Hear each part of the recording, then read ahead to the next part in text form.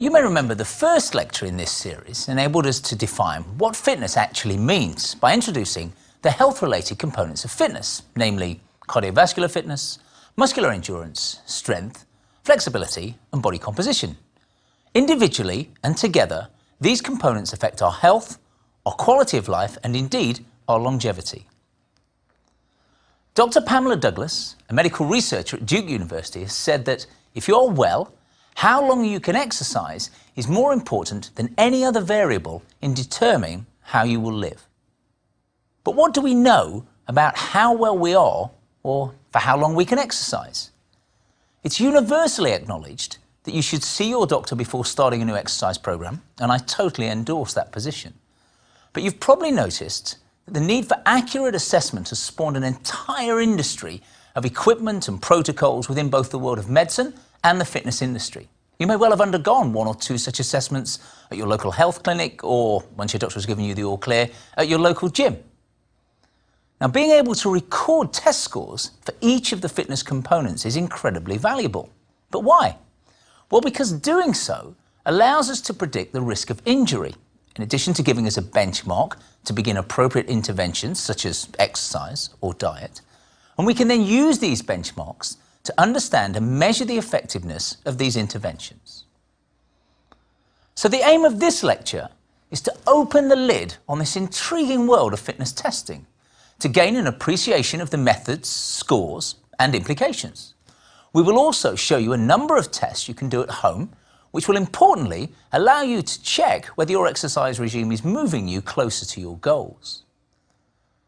The measurement of health-related fitness components is a fundamental step in the design and management of any exercise program, with the American College of Sports Medicine declaring that it's important for many reasons.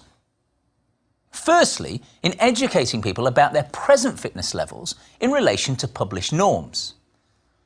Assessment can also provide information that is helpful in developing a specific exercise program. Perhaps we can design a program that's devised to address certain weak areas. Also, gathering baseline and follow-up data allows for an evaluation of your progress to be made.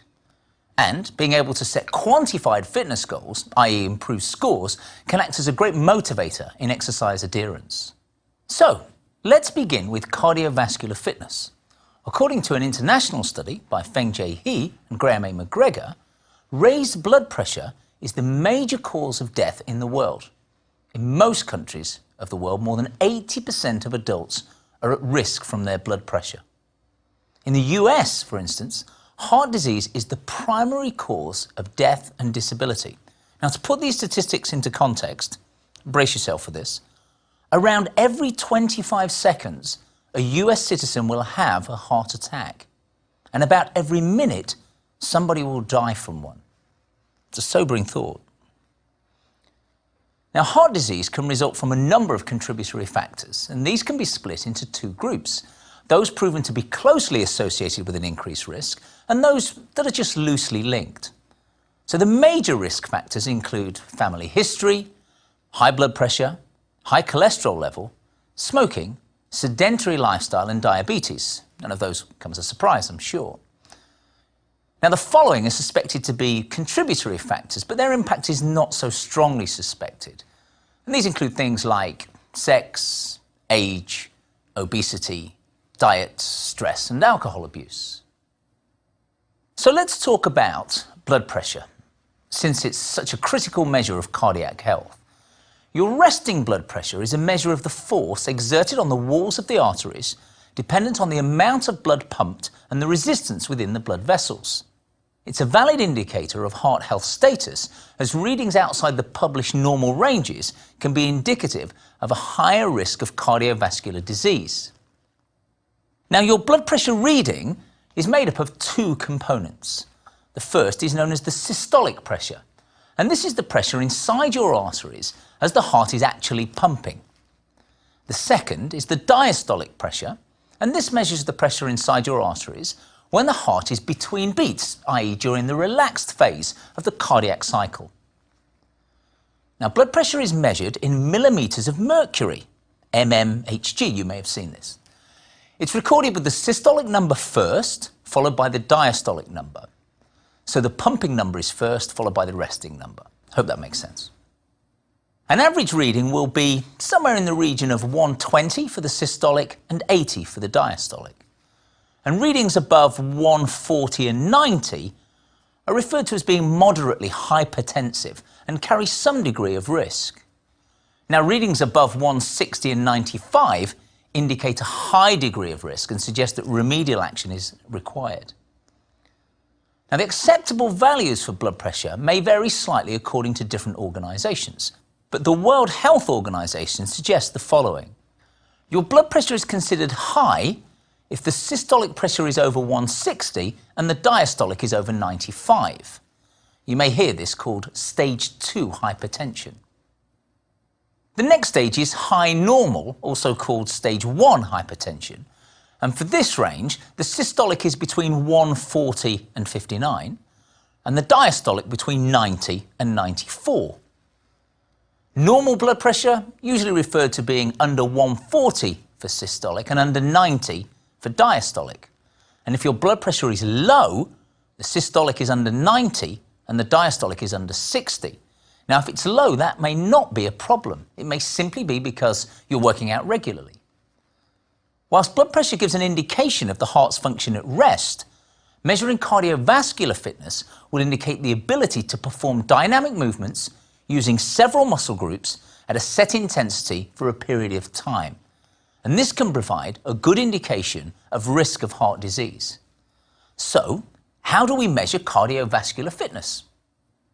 The key value we search for is what's called the maximum oxygen uptake, i.e. it's your body's ability to take on board oxygen, transport it to the working muscles, and it reflects the working capacity of both the heart and the lungs, but also relies on circulation of the blood. Now, in the laboratory, this will be measured using a graded exercise test on a treadmill, whereby the intensity gradually increases, that could be the speed of the treadmill or the incline, until you can't continue. And specific breathing apparatus, called a Douglas bag, is used to analyse the gases you breathe in and out. Now, while this might be the most accurate way of measuring maximal oxygen uptake, it requires costly equipment and smart cookies to ensure the protocols are strictly adhered to, and then to make some sense of the results. As you can imagine, exercising to complete fatigue is not the most pleasurable of experiences. Trust me, I've been there. So in gyms, the process is to test performance at a sub-maximal level and then to extrapolate the results to estimate your full-out capacity. And there are a number of ways to do this, but a cycle test is the most common method, whereby extra load or resistance is incrementally increased through applying pressure onto the wheel as you cycle. Now, those of you involved with sports teams may be familiar with the bleep test, whereby you shuttle run between usually two cones placed 20 metres apart. The idea is you run in times with the bleeps that are pre-recorded on a CD, and as the test progresses, this time between bleeps decreases, and we measure the point at which you fail to keep up with the pace. And again, this is a test to failure, so it's not ideal, nor indeed welcomed by everyone. To measure your cardiovascular fitness at home, you can try the following procedure. Now, this test requires a step of 12 inches in height. That's the highest setting on the Reebok step platform for reference. Now, you need to complete 24 steps per minute, and a metronome set at 96 beats if you have a metronome, or fitness music, if you have any, often has the speed on it. We're using an iPhone app with a metronome that helps us to set that speed.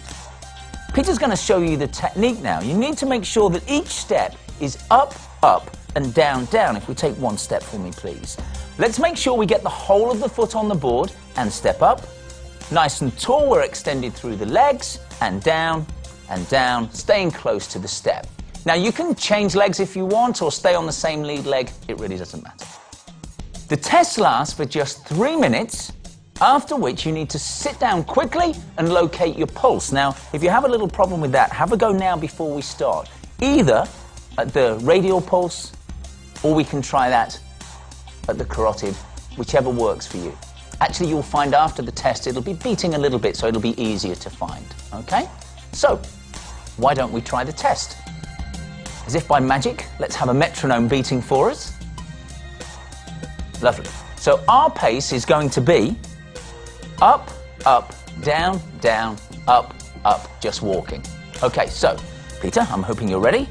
Stopwatch at the ready, 3 minutes, and we'll begin our up, up in 4, 3, 2, let's go. Up, up, down, down, up, up, down, down. Fabulous. Let's keep that pace going. And up, up, down, down. Brilliant. Just 3 minutes. So if you lose that pace with the metronome, try to pick it back up again as quickly as possible. Down, down, up, up. Brilliant. Only 15 seconds to go. So get ready. You're going to take a quick seat at the end. And you're going to find that pulse as quickly as you can. Mind your step. Nearly there. Go into the last 5 seconds. 5, 4, 3, 2, 1. And hold it there. We can stop the metronome. We can stop the clock. Find that pulse for me, please. Start counting. Now. So I'm after just 60 seconds here. Just 60 seconds. You need to feel very carefully for that pulse. Should be easy enough to find. Halfway there now. Keep going.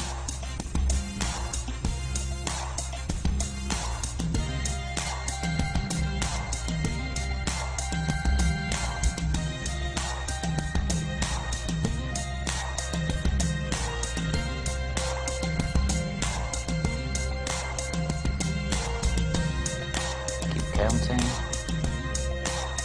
Last few seconds.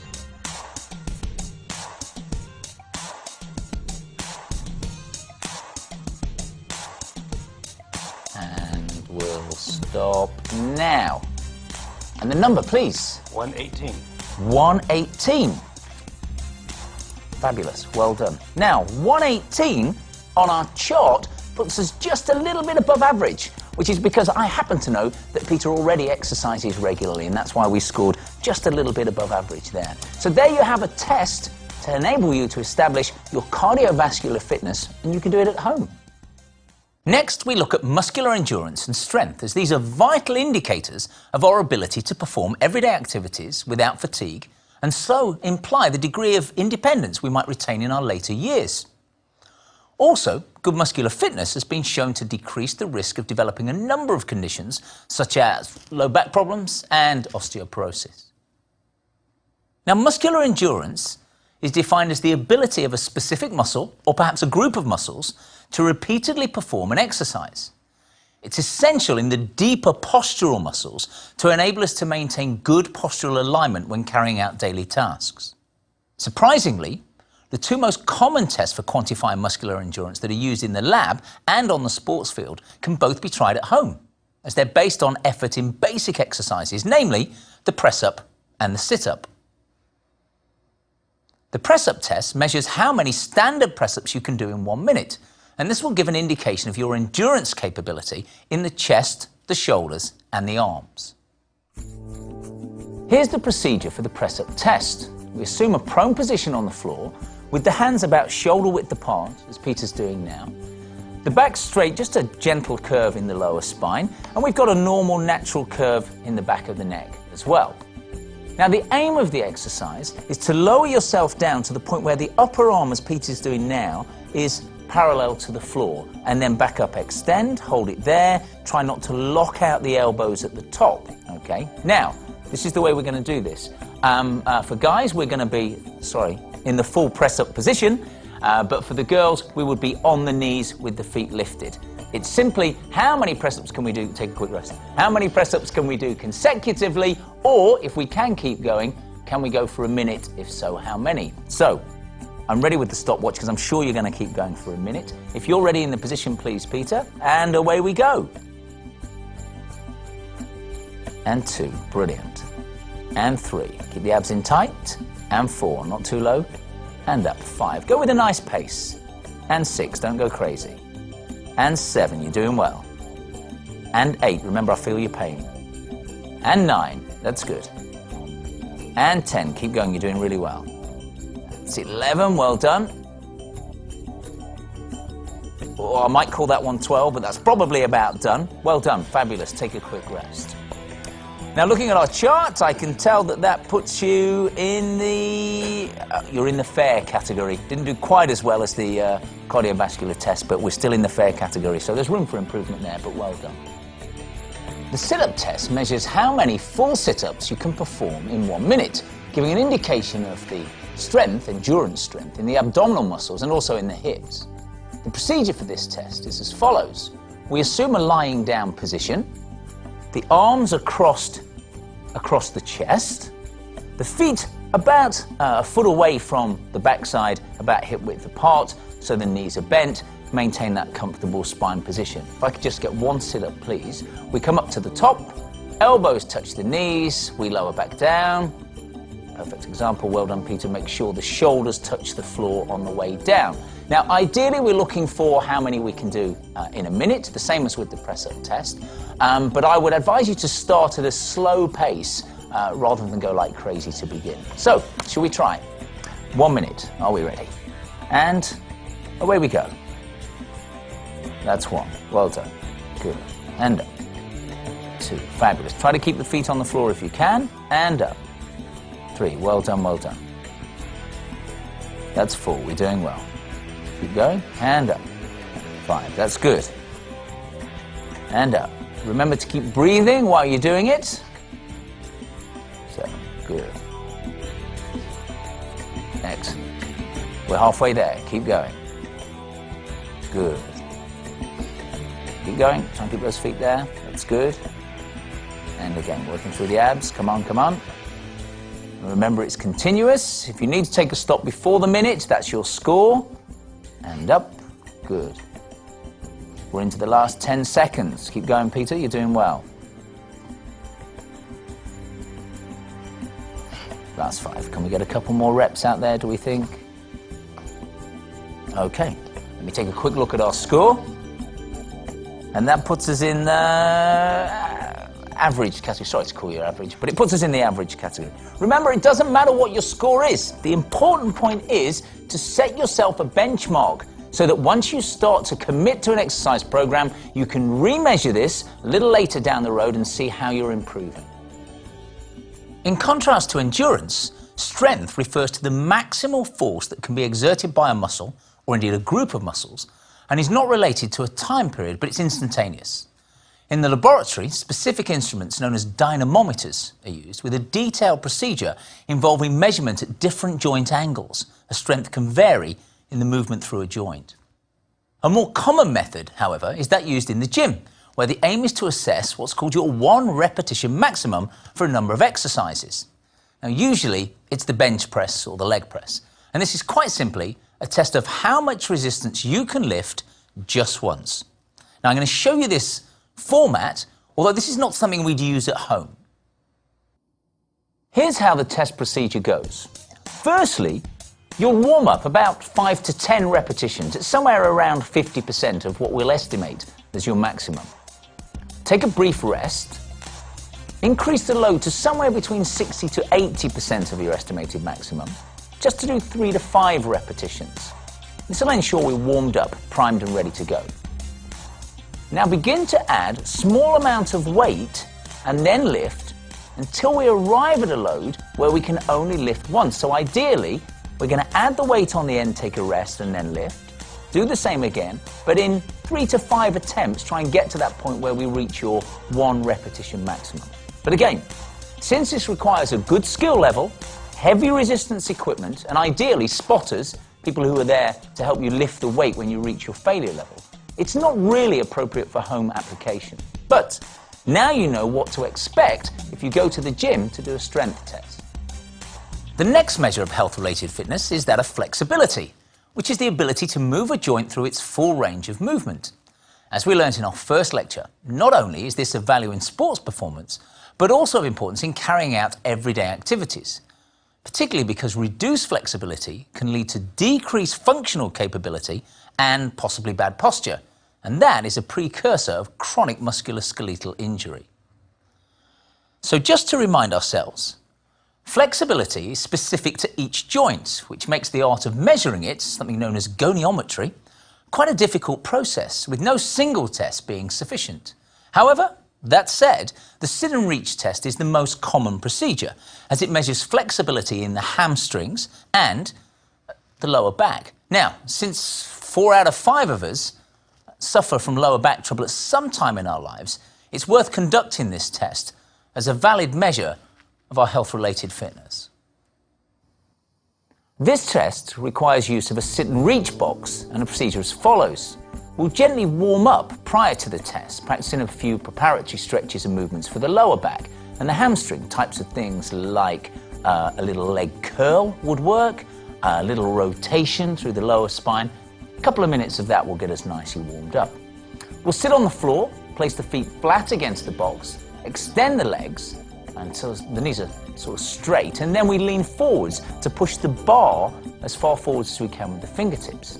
The hands should ideally be overlapped, and that'll make sure that we're not rotating the hips and we're pushing evenly. To help perform the test, take a deep breath beforehand and then exhale as you bend forwards, making sure you don't bounce to try and get the highest score. Now, the good news is that we can mimic this test at home, simply, as Peter's doing now, by sitting on the floor. I'm using a bit of tape here to measure where I'm putting the heels. Yeah? The legs are outstretched, and I'm simply using a tape measure, placed on the floor to assess how far short of, which would be a minus score, or beyond the line of the heels we go. Okay? Simple to measure the results. So shall we have a little go? We cross those fingers over, take a deep breath in first, and then begin to gently bend forwards, reaching the hands forwards. Let's take a look. Fabulous. And that's a score of -2, and relax just there. And -2 puts us in, you'll be pleased to know, in the average category. You may remember our final health-related fitness component is body composition. This is an important indicator of general health, as the risks associated with being overweight are numerous. They include an increased risk of developing coronary heart disease, hypertension, type 2 diabetes, osteoarthritis, and possibly even certain cancers. In the clinical environment, measuring procedures are quite involved but prefer a good degree of accuracy. And these include, firstly, hydrostatic or underwater weighing. And this works on the basis that fat, being less dense than lean body tissue, such as muscle and bone, is more buoyant, allowing a comparison of dry land and underwater weights to be used in calculating what are fairly accurate percentages attributed to each. Second method is dual energy X-ray absorptiometry. And this is a very accurate method of measuring body composition, involving passing 2 types of X-ray through the body and a special scanner which is able to differentiate between fat, bone, and muscle tissue. Another method is near-infrared interactance, and this uses a device that shines an infrared beam on the front of the arm, with the amount of light bouncing back from the bone measured as an indication of the amount of fat present. Now, it has the advantages of being fairly inexpensive and easy to use, but it's not as accurate as the previous 2 methods. Now, in the gym, however, you're more likely to encounter the following methods of body composition evaluation. The first, skin-fold calipers. Now, using these skin-fold calipers, we take measurements at the waist, the back, and the front and rear of the upper arm. Now, within the fitness industry, this is used to generate surprisingly accurate results. More importantly, they're repetitive. So readings from the 4 sites are added together, and tables give an equivalent body fat percentage for these sums. A second method is bioelectrical impedance. This estimates body fat and involves passing a small electric current through the body and measuring the resistance to its flow. Lean tissue conducts electricity better than fat, so this is the scientific basis behind the method. So resistance to the flow of the current can be used to predict the level of body fat. The Bodystat, Tanita, Omron, these are all machines that use this technique. Now, fortunately, these are 2 procedures you can do easily at home. The technique you can use at home is the waist to hips ratio. Important because people with more abdominal fat than those who have the same percentage of fat but more evenly spread around the body are at an increased risk of premature death. So the following procedures should be used to measure this statistic. So, first of all, we're going to take the circumference around the abdomen. So the idea here is to get the tape measure around you in line with the belly button. Yeah? The point of that is it gives you a reference for next time because when you come to measure it in future, the navel will be in exactly the same place. Make sure the tape is straight. Now, ideally you will measure this undressed, but if you are doing it with clothing on, make a note of clothing. If you're wearing thick clothing, you need to know that for next time. Okay? What was the score there, Peter?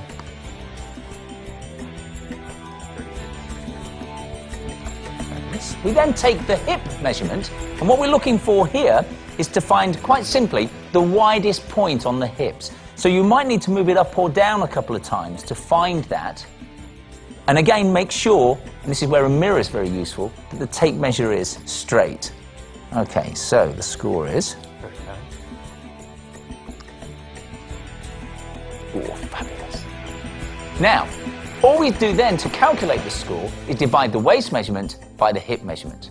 Now, a score of greater than 0.94 for men and 0.82 for women is indicative of a significantly increased risk of health issues. And we actually came in at 0.92, so that's a healthy score, you'll be pleased to know. In summary then, we now know that fitness can be divided into two categories, namely skill-related components and the more important health-related components, which are cardiovascular fitness, muscular endurance, strength, flexibility, and body composition. What we have discovered here is that there is a battery of tests that can be used to measure these indicators, from which we can predict risk of lifestyle disease and, more crucially, decide upon suitable tactics to improve scores in these vital parameters.